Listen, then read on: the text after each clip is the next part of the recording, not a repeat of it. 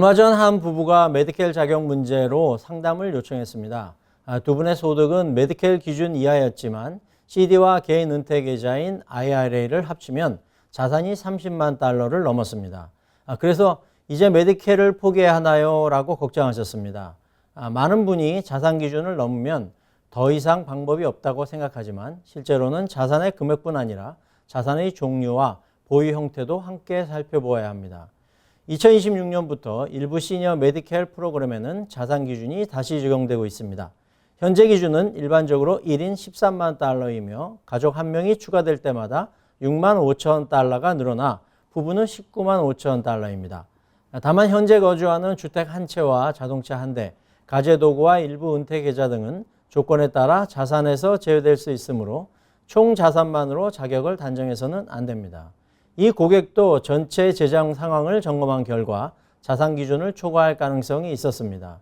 처음에는 메디케일을 포기해야 한다고 생각했지만 자산과 소득을 분석한 후 메디케일 규정에 맞는 일시납 즉시 헌금, 즉 스피아를 활용하는 방안을 검토했습니다. 스피아는 목돈을 보험회사에 맡기고 매달 또는 매년 일정한 연금을 받는 방식입니다. 자산의 일부를 스피아로 전환하면 목돈을 정기적인 연금 소득 형태로 바꿀 수 있습니다. 이후 새롭게 받는 연금과 다른 소득을 함께 계산해 메디케일 자격을 다시 검토하게 됩니다. 실제 상담 사례 중에는 70세 고객이 이미 세금을 낸 일반 자금으로 스피아에 가입해 매달 1,000달러를 받은 경우가 있었습니다.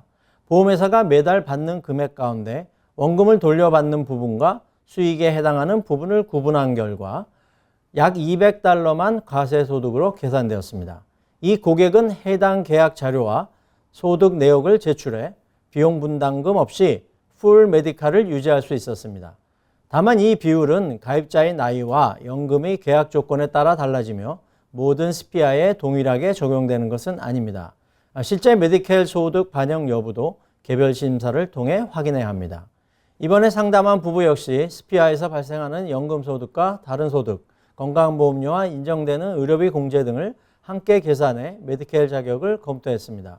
그 결과 일정 금액의 의료비를 먼저 부담하는 비용 분담 방식으로 메디케일을 유지할 수 있었습니다. 비용 분담금은 개인의 소득과 공제 항목에 따라 다르게 계산됩니다. 다만 모든 즉시연금이 메디케일 자격에 도움이 되는 것은 아닙니다. 지급기간과 계약 조건이 관련 규정에 맞아야 하며 가입자가 연금을 모두 받기 전에 사망했을 때 남은 금액이 어떻게 처리되는지도 상품마다 다릅니다. 따라서 단순히 월 지급액만 비교해서 결정해서는 안 됩니다. 메디케일이 없어도 일반적인 병원 진료는 메디케어를 통해 보장받을 수 있습니다.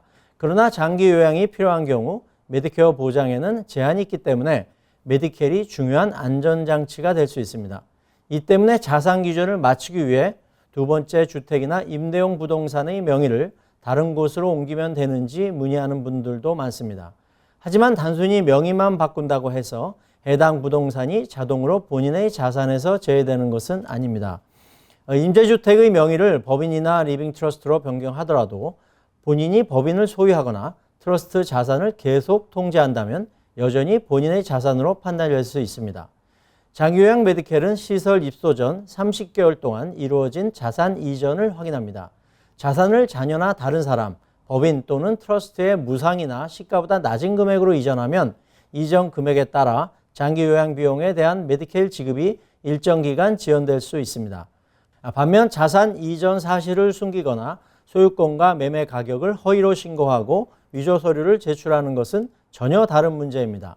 이 경우 메디케일 자격의 거절이나 종료, 지급된 비용의 환수, 사기 조사와 법적 책임으로 이어질 수 있습니다.